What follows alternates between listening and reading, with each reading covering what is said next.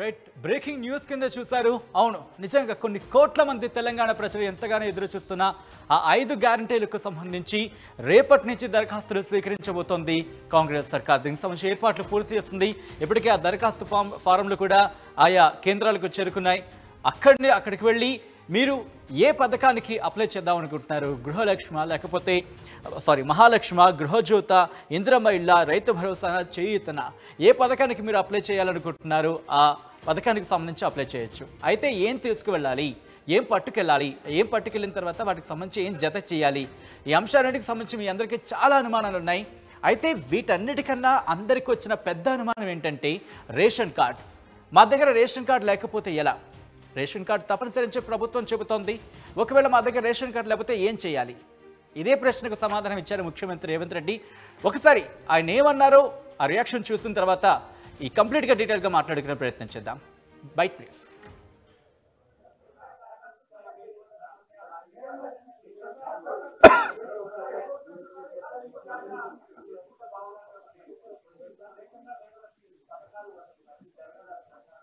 Ration కార్డులు లేకుండా పథకము రావడం కష్టం. కానీ రేషన్ కార్డులు ఇస్తాం కదా. రేషన్ కార్డులు ఇవ్వకపోతే నువ్వు చెప్పేది సమస్య. ఈ అప్లికేషన్లు తీసుకుంటాం, ఇందులో రేషన్ కార్డులు లేని వాళ్ళు ఎవరైనా కాగితాలు దరఖాస్తులు ఇచ్చినా తీసుకుంటాం. రేషన్ కార్డుల కోసం ప్రభుత్వం నిరంతర ప్రక్రియ కింద ముందుకు వెళ్తుంది. ఇప్పుడు ఈ ప్రిస్క్రైబ్డ్ అప్లికేషన్లో ఏం రాయాలనో అది ఉన్నది. అదనంగా నువ్వేం అప్లికేషన్ ఇచ్చినా అది తీసుకుంటాము. రేషన్ కార్డులు లేకుండా పథకము రావడం కష్టం. కానీ రేషన్ కార్డులు ఇస్తాం కదా. రేషన్ కార్డులు ఇవ్వకపోతే నువ్వు చెప్పేది సమస్య. ఈ అప్లికేషన్లు తీసుకుంటాం, ఇందులో రేషన్ కార్డులు లేని వాళ్ళు ఎవరైనా కాగితాలు దరఖాస్తులు ఇచ్చినా తీసుకుంటాం. రేషన్ కార్డుల కోసం ప్రభుత్వం నిరంతర ప్రక్రియ కింద ముందుకు వెళ్తుంది. ఇప్పుడు ఈ ప్రిస్క్రైబ్డ్ అప్లికేషన్లో ఏం రాయాలనో అది ఉన్నది. అదనంగా నువ్వేం అప్లికేషన్ ఇచ్చినా అది తీసుకుంటాము. రైట్, అది చాలా కీలకమైన స్టేట్మెంట్. మీ దగ్గర రేషన్ కార్డు లేదు అనుకోండి, రేషన్ కార్డు కావాలి అనుకున్న దరఖాస్తు ఉంటుంది కదా, ఆ దరఖాస్తు కూడా మీరు అక్కడ అప్లై చేసుకోవచ్చు. ఆ మాటే అన్నారు ముఖ్యమంత్రి. అయితే మీరు రేపు అప్లై చేద్దాం అనుకుంటున్నారు, అది దేనికైనా కావచ్చు. వాటికి సంబంధించి ప్రధానంగా కావాల్సింది ఆధార్ కార్డ్, అలాగే రేషన్ కార్డ్. ఈ రెండింటితో పాటు వీటి జెరాక్స్లు కూడా తీసుకెళ్ళండి. వీటితో పాటు మీ పాస్పోర్ట్ సైజ్ ఫోటో ఉంటుంది కదా, అది కూడా తీసుకెళ్ళండి. ఆధార్ కార్డ్ అలాగే రేషన్ కార్డ్ వీటిని తీసుకెళ్ళండి. ఒరిజినల్స్ కూడా తీసుకెళ్ళండి. వీటితో పాటు జెరాక్స్ కాపీలు మాత్రం మర్చిపోకండి, వీటిని కూడా తీసుకెళ్ళండి. అలాగే పాస్పోర్ట్ సైజ్ ఫొటోస్ని ఒక 2-3 తీసుకెళ్ళండి. అయితే ఒకసారి ఆ ఫారం చూసే ప్రయత్నం చేద్దాం. ఆ దరఖాస్తు ఎలా ఫిల్ చేయాలి, అసలు ఏంటేంటి ఉన్నాయి, ఎక్కడ ఏవి నింపాలి, వేటిని జత చేయాలి అనే అంశానికి సంబంధించి మీకు చూపించే ప్రయత్నం చేస్తుంది RTV. మీరు చూస్తే కనుక తెలంగాణ రాష్ట్ర ప్రభుత్వం అభయహస్తం పథకం ప్రజాపాలన అంటే రేపటి నుంచి ప్రారంభం కాబోతుంది. 6వ తారీఖు వరకు 28/12/2023 నుంచి 6/1/2024 వరకు ప్రజాపాలన దరఖాస్తు. ఆ దరఖాస్తు ఫారంను మీరు చూస్తున్నారు. దీంట్లో ఏ పథకాలు ఉన్నాయి? మహాలక్ష్మి, రైతు భరోసా, గృహజ్యోతి, ఇందిరమ్మ ఇండ్లు, చేయూత పథకం. ఈ 5 పథకాలకు సంబంధించి ఆ డీటెయిల్స్ నా ఫారంను మీరు చూస్తున్నారు. మరి ఎక్కడెక్కడ ఎటువంటి ఇన్ఫర్మేషన్, ఎటువంటి డీటెయిల్స్ని, ఎటువంటి వివరాన్ని మనం రాయాలి అనేది చూడండి ఒకసారి. ఇక్కడ చూస్తే కనుక కుటుంబ వివరాలన్న చోట దరఖాస్తుదారు పేరు, ఇంటి యజమాని పేరు ఇక్కడ అడుగుతున్నారు. సో ఇంటి యజమాని పేరు ఏదైతే ఉంటుందో ఆ పేరుని ఇక్కడ రాస్తారు. సపోజ్ నేనే ఇంటి యజమాని అనుకుందాం. సో నా పేరు రాస్తాను నేను, సచిన్. సో దాని తర్వాత స్త్రీనా, పురుషుడా, ఇతరుల. పురుషుడు కాబట్టి పురుషుని టిక్ చేస్తాను. స్త్రీ అయితే స్త్రీ అని టిక్ చేయాలి, పురుషుడైతే పురుషుని టిక్ చేయాలి, ఇతరులైతే ఇతరులు. అలాగే మీరు ఎస్సీనా, ఎస్టీనా, బీసీనా, మైనారిటీనా, ఇతరుల. మీరు ఎస్సీ అయితే ఎస్సీ అని టిక్ చేయండి, ఎస్టీ అయితే ఎస్టీ అని టిక్ చేయండి, అలాగే బీసీ అయితే బీసీ అని టిక్ చేయండి, మైనారిటీ అయితే మైనారిటీ అని టిక్ చేయండి. ఒకవేళ కాదు ఇతరులు అయితే కనుక ఇతరుల దగ్గర టిక్ చేయండి. సో నేను ప్రస్తుతానికి ఇతరులు మీకు చెప్పడానికి నేను ఇతరుల దగ్గర టిక్ చేస్తున్నాను. ఇక్కడ మీరు చూడొచ్చు దరఖాస్తుదారుని సంఖ్య కింద ఫోటో అని ఉంది. ఇక్కడ మీరు మీ ఫోటోను జత చేయాల్సి ఉంటుంది. మీరు చూస్తున్నారు కదా, ఇక్కడ మీ ఫోటోను జత చేయాల్సి ఉంటుంది. ఈ దరఖాస్తు సంఖ్య అనేది వాళ్ళు ఫిల్ చేసుకుంటారు. మళ్ళీ ఇక్కడికి వచ్చే ప్రయత్నం చేద్దాం. పుట్టిన తేదీ. చాలామంది ఏం చేస్తూ ఉంటారంటే పుట్టిన తేదీ అనేది కొంతమంది తెలియక ఎందుకంటే డాక్యుమెంటేషన్ మీద ఒక పేరు ఉంటుంది, తర్వాత వాళ్ళు అనుకుంటున్న లేకపోతే అందాజుగాను డేట్లు వేయడం జరుగుతుంది. అలా కాకుండా పుట్టిన తేదీ, ముఖ్యంగా ఆధార్ కార్డుని మనం గుర్తింపు కార్డుగా మనం భావిస్తూ ఉంటాం కాబట్టి ఆధార్ కార్డు కావచ్చు, ఎందుకంటే ఆధార్ నెంబర్ ఇక్కడ అడుగుతున్నారు కాబట్టి ఆధార్ కార్డు మీద ఏదైతే పుట్టిన తేదీ ఉందో అది ఇస్తే కనుక పని సజావుగా సులువుగా ఇబ్బంది లేకుండా ఆ ప్రాసెస్ జరిగిపోయే అవకాశం ఉంటుంది. సో పుట్టిన తేదీ సపోజ్ 08/04/1886 అనుకుందాం. ఇది జస్ట్ నేను ఉదాహరణగా మాత్రమే వేస్తున్నా. సో అలా పుట్టిన తేదీ వేస్తారు. ఆధార్ నంబర్ 818888881234. మీ ఆధార్ నెంబర్ ఏదైతే ఉంటుందో మీ ఆధార్ నెంబర్ని ఇక్కడ వేయడం జరుగుతుంది. సో ఇది కేవలం నేను మీకు ఉదాహరణకు మాత్రమే చెప్తున్నా. ఇది దాని తర్వాత రేషన్ కార్డు నెంబర్, ఇది చాలా పెద్ద సమస్య కింద అందరూ భావిస్తున్నారు కదా. ఇక్కడే దీనికి సంబంధించే రేషన్ కార్డు లేకపోతే మా పరిస్థితి ఏంటి అని అనే వాళ్ళకి మాత్రం ఇక్కడ దీనికి సంబంధించి ముందులోనే చెప్పుకున్నాం. రేషన్ కార్డు నా దగ్గర లేదు, రేషన్ కార్డు కావాలని చెప్పి దరఖాస్తు పెట్టుకుంటారు కదా. ఆ దరఖాస్తు కూడా అంటే రేషన్ కార్డు కోసం మీరు దరఖాస్తు నాకు ఆ లెటర్ ఫార్మాట్లో అంటే లెటర్ రాయాలి. మీరు మాకు కొత్త రేషన్ కార్డు కావాలని అంటూ ఒక లెటర్ని రాసి దీనికి జత చేయాలి. మొత్తం ఈ డాక్యుమెంటేషన్కి జత చేయాల్సి ఉంటుందన్నమాట. ఇక్కడ రేషన్ కార్డు లేదు అని రాసుకోవచ్చు, లేకపోతే కొత్త రేషన్ కార్డు కోసం దరఖాస్తు చేసుకోవడం జరిగినది అని చెప్పి రాసుకోవచ్చు. సో ఇలా కోసం దరఖాస్తు చేసాం, ఇది చేయడం జరిగింది. అలా ఎందుకంటే రేషన్ కార్డు లేకపోతే కనుక ఒకవేళ లేని వాళ్ళ గురించి మాట్లాడుకుందాం. ఉంటే దానికి సంబంధించిన నెంబర్ మీరు రాసుకుంటారు. ఇక్కడ కాస్త ముందుకు వెళ్ళే ప్రయత్నం చేద్దాం. ఇదంతా అయిన తర్వాత మొబైల్ నెంబర్ విషయానికి వస్తే కనుక ఆధార్ కార్డు అలాగే పుట్టిన తేదీ గురించి డీటెయిల్స్ రాసుకుంటారు. ఈ గడిలో ఫిల్ చేసుకుంటారు. ఆధార్ నెంబర్కి సంబంధించి ఈ గడిలో ఫిల్ చేసుకుంటారు. Aadhaar number ration card number ఉంటే రేషన్ కార్డు నెంబర్ వేసుకుంటారు, లేకపోతే లేదు కొత్త దానికోసం దరఖాస్తు చేసుకుందాం అని చెప్పి ఇక్కడ రాస్తారు. తర్వాత మొబైల్ నెంబర్, మీ మొబైల్ నెంబర్ ఇవ్వండి. ఖచ్చితంగా యాక్టివ్గా ఉండే ఫోన్ నెంబర్, ఎందుకంటే కొంతమంది పాత నెంబరు లేకపోతే పోయి నెంబర్ కావచ్చు, లేకపోతే నా పాత నెంబర్ అని చెప్పి కొంతమంది పంచే నెంబర్స్ కూడా ఇస్తున్న పరిస్థితి కొన్ని సందర్భాల్లో చూస్తూ ఉంటారు దరఖాస్తుదారుల సందర్భంలో. కాబట్టి అటువంటి పని కాకుండా యాక్టివ్గా మీ నెంబర్ ఇచ్చుకునే ప్రయత్నం చేయండి మొబైల్ నెంబర్కి సంబంధించి. అలాగే ఇక్కడ ఆ డీటెయిల్స్ అన్నీ ఇక్కడ ఫిల్ చేసుకోవాలి. వృత్తి, ఆ వృత్తికి సంబంధించి మీరు రాయాల్సి ఉంటుంది. మీరేం పని చేస్తూ ఉంటారు, మీ వృత్తి పనికి సంబంధించి ఇక్కడ రాయాల్సి ఉంటుందా. మీరు ప్రైవేట్ ఉద్యోగ లేకపోతే గవర్నమెంట్ ఉద్యోగ లేకపోతే ఏం చేస్తూ ఉంటారు, అంశానికి సంబంధించి మీ వృత్తి అనేది ఇక్కడ రాయాల్సి ఉంటుంది. దాంతోపాటు ఇది 8. 9వ దానికి సంగతి వస్తాయి. 9 దగ్గర మీరు చూడండి, కుటుంబ సభ్యుల వివరాలు. మీ కుటుంబ సభ్యుల వివరాలు రేషన్ కార్డు మీద మనకి క్లియర్గా, మీరు రేషన్ కార్డుని చూసినాం మీకు క్లియర్గా అర్థమైపోతూ ఉంటుంది. మీ ఇంట్లో ఉన్న పేర్లన్నీ ఉంటాయి, మీ కుటుంబ సభ్యుల వివరాలన్నీ కూడా దీంట్లో రాయాల్సి ఉంటుంది. మొదటిది మీ పేరు, దరఖాస్తుదారునితో సంబంధం. సపోజ్ నా పేరు ఇక్కడ ఆల్రెడీ ఉంది కాబట్టి ఇక్కడ మా నాన్నగారి పేరు రాస్తాం. సో తండ్రి పేరు రాస్తాం. సపోజ్ ఏ కృష్ణ అనుకుందాం. ఇక్కడ దరఖాస్తుదారునితో సంబంధం తండ్రి, లింగం. పురుషుడి కాబట్టి పుల్లింగం అని రాస్తాం. అలాగే స్త్రీ అయితే స్త్రీలింగం అని రాస్తాం. పురుషుడు అని రాయచ్చు. లేకపోతే పుట్టిన తేదీ, డేట్ ఆఫ్ బర్త్ రాయాల్సి ఉంటుంది ఇక్కడ. So A date of birth రాయాల్సి ఉంటుంది. అలాగే ఆధార్ నెంబర్ కూడా ఇక్కడ రాయాల్సి ఉంటుంది. అలాగా మొత్తం పూర్తిగా మీ ఇంట్లో ఎవరెవరు ఉన్నారు, మీ తల్లి, తండ్రి, అలాగే మీ అన్నయ్యలు కావచ్చు, చెల్లెలు కావచ్చు. ఒకవేళ ఆ డీటెయిల్స్ అన్ని రాయాలనుకుంటే కనుక ఆ పేర్లన్నీ మీరు రాయాల్సి ఉంటుంది. ఇది మొదటి పేజీలో మీకు కనిపించేది. ఆ తర్వాత రెండో పేజీకి వెళ్ళే ప్రయత్నం చేద్దాం. రెండో పేజీకి వస్తే ఇలా ఉంటుంది పరిస్థితి. సో రెండో పేజీలో ఎటువంటి వివరాలు, ఎటువంటి అంశాలు ఉన్నాయి, వాటిని ఎలా ఫిల్ చేయాలి. ఇక్కడ మీరు చూస్తే కనుక చిరునామా అని ఉంది. ఈ చిరునామా దగ్గర మీ ఇంటి నెంబర్, వీధి నెంబర్ రాయాల్సి ఉంటుంది. మీ అడ్రస్ మాట ఇదంతా. మీరు ఏ గ్రామం లేదా మీది ఏ మున్సిపాలిటీ అనేది ఇక్కడ రాయాల్సి ఉంటుంది.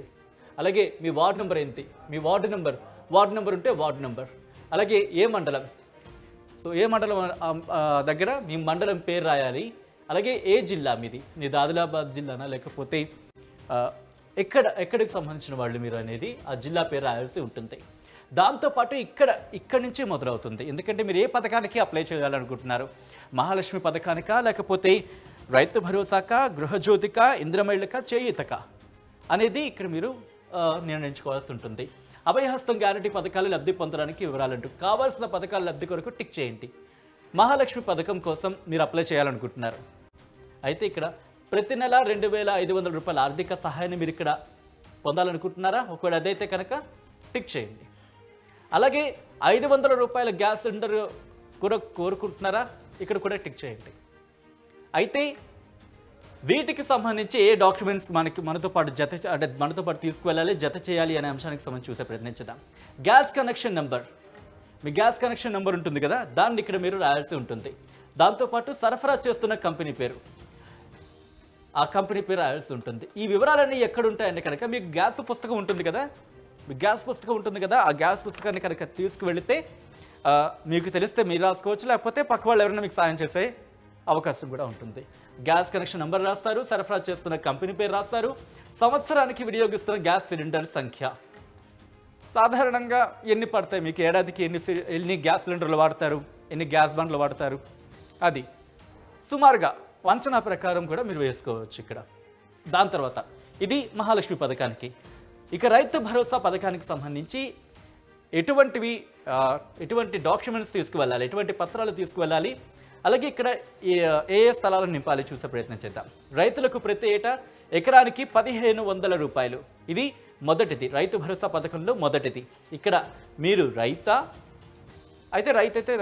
టిక్ చేయండి, లేదు కౌలు రైతు అయితే కనుక కౌలు రైతు దగ్గర టిక్ చేయండి. ఈ పథకం తీసుకువెళ్ళినప్పుడు దీంతో పాటు మీరు పట్టాదారు పాసు పుస్తకం జెరాక్స్ని తీసుకువెళ్లాల్సి ఉంటుంది. పట్టాదారు పాసు పుస్తకం కూడా తీసుకువెళ్లాల్సి ఉంటుంది, ఎందుకంటే ఒరిజినల్స్ చూపించాలి, దాంతోపాటు వాటి జెరాక్స్ కాపీలు కూడా దీనికి జత చేయాల్సి ఉంటుంది. కాబట్టి రెండింటిని తీసుకువెళ్ళండి. పట్టాదారు పాసు పుస్తకం నెంబర్లు, ఆ నెంబర్లు అనేది ఆ పట్టాదారు పాసు పుస్తకం ఉంటుంది కదా, దానికి సంబంధించిన ఆ నెంబర్ ఉంటుంది కదా, ఆ నెంబర్లు మీరు రాయాల్సి ఉంటుంది ఇక్కడంతా.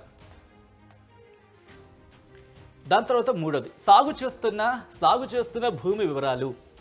ఇక్కడ ఆ సర్వే నంబరు, విస్తీర్ణం, అంటే ఎన్ని ఎకరాల్లో మీరు సాగు చేస్తున్నారు, దాని సర్వే నంబర్ ఎంత అనే వివరాల్ని ఇక్కడ 1.3లో మీరు రాయాల్సి ఉంటుంది. ఇది రైతు భరోసాకి సంబంధించి మొదటిది. అంటే రైతులకు ప్రతి ఏటా ఎకరానికి 15,000 రూపాయలు ఆ పథకానికి సంబంధించి మీరు అప్లై చేయాలనుకుంటే. ఇక రెండవది వ్యవసాయ కూలీలకు ఏటా 12,000 రూపాయలు. ఒకవేళ ఇది కూడా కోరుకుంటే కనుక, ఇది కోరుకుంటున్నారు, వాళ్ళు రెండు కోరుకుంటే కనుక ఇక్కడ కూడా టిక్ చేయాల్సి ఉంటుంది. ఉపాధి హామీ కార్డు నెంబర్, ఉపాధి హామీ కార్డు ఉంటుంది కదా మీ దగ్గర, ఆ కార్డు నెంబర్ని ఇక్కడ మీరు రాయాల్సి ఉంటుంది. ఇది రైతు భరోసా పథకానికి సంబంధించి. ఇక మూడవది ఇందిరమ్మ ఇండ్ల పథకానికి సంబంధించి. ఇందిరమ్మ ఇండ్ల పథకాన్ని మీరు పొందాలనుకుంటున్నారా, ఆ లబ్ధి మీరు పొందాలనుకుంటే కనుక ఎటువంటి డాక్యుమెంట్స్, ఎటువంటి పత్రాలను మీరు జత చేయాల్సి ఉంటుంది, అలాగే ఏం నింపాలి అనేది కనుక సంబంధించి ఒకసారి చూసే ప్రయత్నం చేద్దాం. ఇందిరమ్మ ఇండ్ల పథకం కింద మొదటిది ఇల్లు లేని అర్హులైన కుటుంబానికి, దాంట్లో మళ్ళీ మొదటిది ఇంటి నిర్మాణానికి ఆర్థిక సహాయం. ఇక్కడ ఒకసారి చూసే ప్రయత్నం చేద్దాం. ఇల్లు లేని అర్హులైన కుటుంబానికి, ఎస్ ఇల్లు లేదు కానీ మీరు అర్హులు, అయితే వాటికి సంబంధించి ఇంటి నిర్మాణానికి ఆర్థిక సాయం కోరుకుంటున్నారా, అయితే టిక్ చేయండి. అది. ఇక రెండోది చూసే ప్రయత్నం చేద్దాం. అమరవీరులు మరియు ఉద్యమకారులకు 250 చదరపు గజాల ఇంటి స్థలానికి సంబంధించి ఆ లబ్ధి పొందాలనుకుంటున్నారా, అయితే చూడండి ఇక్కడ మీరు అమరవీరుల కుటుంబం అయితే టిక్ చేయండి, అమరవీరుల పేరు రాయండి ఇక్కడ. అలాగే అమరులైన సంవత్సరం, ఒకవేళ కనుక అమరులైన సంవత్సరానికి సంబంధించి ఒకవేళ అమరులైతే కనుక ఆ ఏడాది నెంబర్ రాయాల్సి, వాళ్ళ అమరులైన సంవత్సరం, వాళ్ళు ఏ ఏడాదిలో అయితే అమరులయ్యారో ఆ ఏడాది రాయాల్సి ఉంటుంది. అలాగే ఎఫ్ఐఆర్ నెంబర్ దీనికి సంబంధించి, అంటే వాళ్ళ మీద కేసు కనుక ఉంది అంటే కనుక ఆ కేసు నెంబర్ రాయాల్సి ఉంటుంది. వాళ్ళ డెత్ సర్టిఫికేట్ నెంబర్ని కూడా మీరు ఇక్కడ రాయాల్సి ఉంటుంది.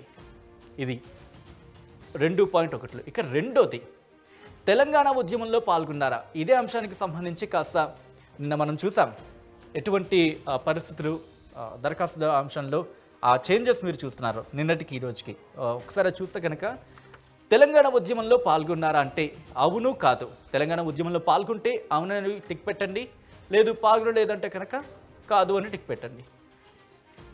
అయినచో ఒకవేళ అయితే మీరు అవునని టిక్ పెట్టారనుకోండి, ఎస్, అప్పుడు ఎటువంటి పత్రాన్ని జత చేయాల్సి ఉంటుంది. ఒకవేళ అయితే సంబంధిత ఎఫ్ఐఆర్ నెంబర్ మరియు ఏడాది, మీ మీద కేసు ఉంటే కనుక ఆ కేసుకు సంబంధించిన ఆ నెంబర్, ఏ ఏడాదిలో కేసు పెట్టారు దానికి సంబంధించి ఆ ఏడాది పేరు మీరు రాయాల్సి ఉంటుంది. ఇక్కడ ఆ ఏడాది, అలాగే ఎఫ్ఐఆర్ నెంబర్. ఒకవేళ జైలుకి వెళ్ళినచ్చో వాటి వివరాలు, జైలుకే వెళ్ళారంటే కనుక ఆ జైలు పేరు రాయాల్సి ఉంటుంది, స్థలం రాయాల్సి ఉంటుంది, అలాగే శిక్ష సంబంధిత వివరాలు, దాంతోపాటు శిక్షా కాలం అంటే ఎన్నాళ్ళు మీకు శిక్ష పడింది, శిక్షకు సంబంధించిన వివరాలు, అంటే దేని మీద మిమ్మల్ని అంటే ఏ కేసు, అంటే ఆ కేసుకు సంబంధించిన వివరాలు, ఆ శిక్షకు సంబంధించిన వివరాలని మీరు ఇక్కడ నమోదు చేయాల్సి ఉంటుంది. ఇది ఈ 3 పథకాలకు సంబంధించి. మరో నెక్స్ట్ పేజ్కి వెళ్ళే ప్రయత్నం చేద్దాం. ఎస్, చూస్తే కనుక గృహజ్యోతి పథకం, గృహజ్యోతికి సంబంధించి మీరు చూస్తున్నారు. కుటుంబానికి ప్రతి నెల 200 యూనిట్ల ఉచిత విద్యుత్. ఈ పథకానికి సంబంధించి లబ్ధి పొందాలనుకుంటే మీ నెలసరి గృహ విద్యుత్ వినియోగం, అంటే నెలకి ఎంత విద్యుత్ మీరు ఉపయోగిస్తున్నారు, నెలకి ఎన్ని యూనిట్లు మీరు మీ ఖర్చు అవుతుంది అనేది చూసే ప్రయత్నం చేద్దాం. మీరు 0 నుంచి 100 యూనిట్లు వాడుతున్నారు అనుకోండి, అక్కడ టిక్ చేయండి. లేదు మీకు 100 నుంచి 200 యూనిట్లు కాలుతుంది అనుకుంటాం. సాధారణంగా మనకి ఎన్ని యూనిట్లు అయింది అంటూ ఉంటారు కదా ఇళ్ళలో, ఎన్ని యూనిట్ల కరెంటు మీకు అయిందంటే కనుక దానికి సంబంధించిన డీటెయిల్స్ ఇక్కడ కూడా అడగడం జరుగుతుంది. 100 నుంచి 200 యూనిట్లు అనుకోండి, ఇక్కడ టిక్ చేయండి. అలాగే 200 యూనిట్లకు పైన అనుకుంటే కనుక ఇక్కడ టిక్ చేయండి. ఇది దీంతో పాటు నెక్స్ట్ కాలం, సపోజ్ 100 నుంచి 200 యూనిట్ల వరకు అవుతుంది అనుకుందాం, అక్కడ టిక్ చేస్తాం. అలాగే గృహ వినియోగ విద్యుత్ మీటర్ కనెక్షన్ సంఖ్య, ఇక్కడ అంటే ఈ గృహజ్యోతి పథకానికి మీరు వెళ్ళినప్పుడు చాలామందికి చాలా రకాల డౌట్లు రావచ్చు. కాబట్టి ఏ పథకానికి మీరు అప్లై చేయాలనుకుంటున్నారో ఆ పథకానికి సంబంధించి డాక్యుమెంట్స్ మాత్రం మర్చిపోకండి. ఒకసారి మళ్ళీ నేను లాస్ట్లో ఏ పథకానికి ఏ డాక్యుమెంట్స్ తీసుకువెళ్ళాలనే వివరాలు కూడా మీకు వివరించే ప్రయత్నం చేస్తాను. అయితే మీరు చూస్తే కనుక ఇక్కడ గృహ వినియోగ విద్యుత్ మీటర్ కనెక్షన్ సంఖ్య, ఇక్కడ మీరు దీనికి సంబంధించి కనెక్షన్ నెంబర్ ఉంటుంది కదా, కనెక్షన్ నెంబర్ మీరు తీసుకువెళ్లాల్సి ఉంటుంది. లేకపోతే మీ కరెంట్ బిల్ ఉంటుంది కదా, కరెంట్ బిల్ని తీసుకువెళ్ళినా సరే దానికి సంబంధించిన వివరాలను వాళ్ళు ఎవరైనా మీకు హెల్ప్ చేయడం జరుగుతుంది. కాబట్టి ఆ కనెక్షన్ సంఖ్య, ఆ నెంబర్ మీరు రాయాల్సి ఉంటుంది. దాని తర్వాత చేయూత పథకం, చేయూత పథకం కింద నెలకు 4,000 రూపాయలు మరియు దివ్యాంగుల పింఛన్ 6,000 రూపాయలు పొందేందుకు ఈ కింది వివరాలను తెలపండి. ప్రస్తుత పింఛన్ పొందుతున్న వారు దరఖాస్తు చేయవలసిన అవసరం లేదు. ఇప్పుడు ఎవరైతే పింఛన్ పొందుతున్నారో, ఇప్పుడు ఎవరికైతే పింఛన్ లబ్ధి వస్తుందో వాళ్ళు ఏం ఫిల్ చేయాల్సిన అవసరం లేదు. కొత్తగా ఎవరైనా లబ్ధి పొందాలనుకుంటే కనుక దానికి సంబంధించి మీరు ఇది చేయూత పథకానికి అప్లై చేయాలంటూ కూడా వాళ్ళు అక్కడ నోట్ ఇవ్వడం జరిగింది. మీరు దివ్యాంగుల, ఎస్ దివ్యాంగులైతే టిక్ చేయండి. సర్టిఫికేట్ నెంబర్ని మీరు ఇక్కడ రాయాల్సి ఉంటుంది. లేదు దివ్యాంగులం కాదు, ముఖ్యంగా చేయూత పథకానికి సంబంధించి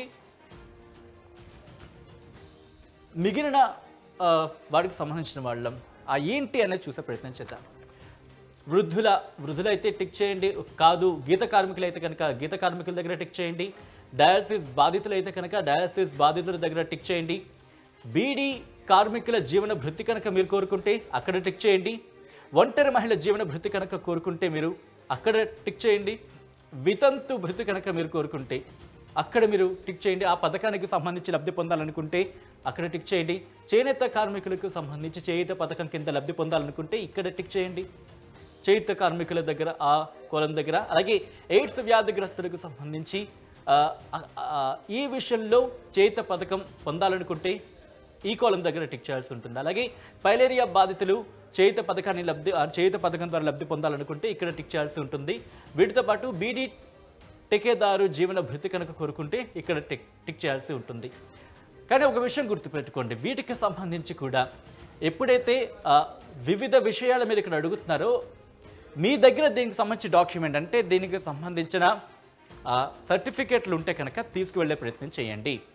ఎందుకంటే కొన్ని సందర్భాల్లో డాక్యుమెంట్స్ అడుగుతారు, కొన్ని పత్రాలు అడిగే అవకాశం ఉంటుంది కాబట్టి ఆ డాక్యుమెంట్స్ని తీసుకువెళ్ళే ప్రయత్నం చేయండి.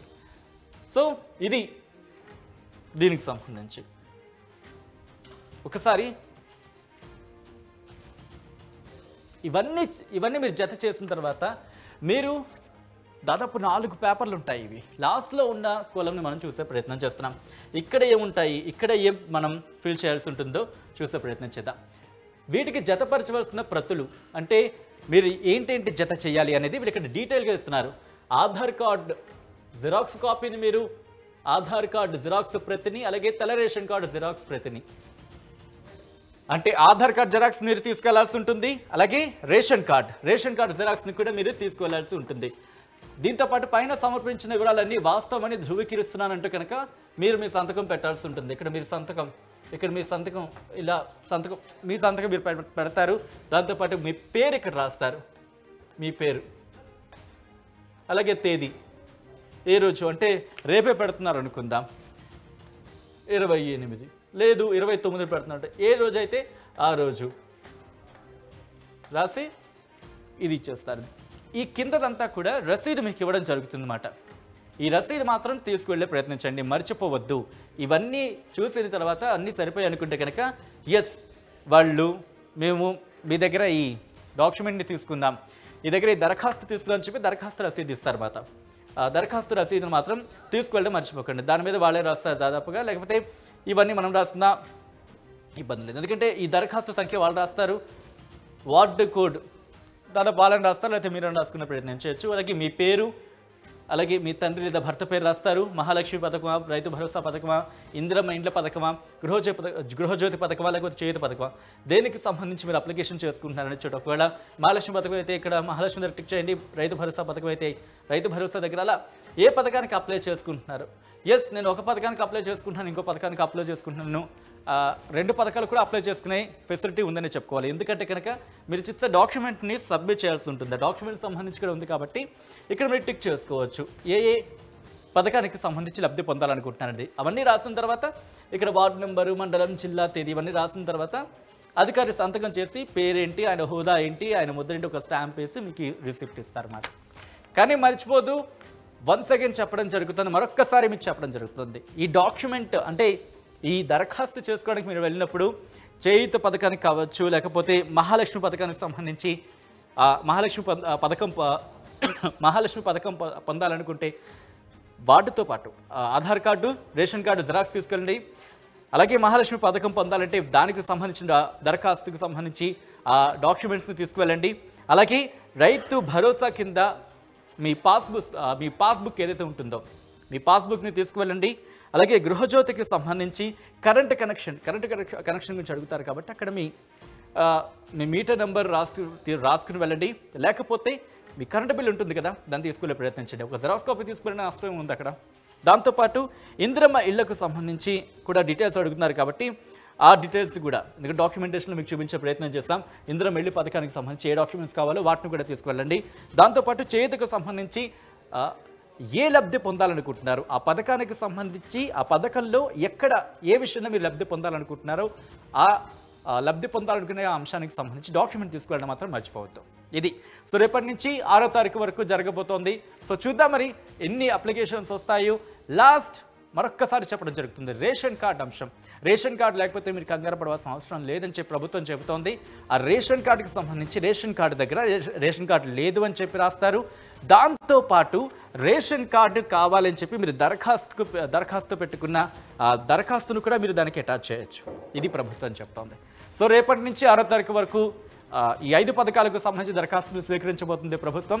సో చూద్దాం ఎన్ని దరఖాస్తులు వస్తాయి, వాటికి సంబంధించి కంప్లైంట్స్ని ప్రభుత్వం ఎలా సాల్వ్ చేస్తుంది అనేది.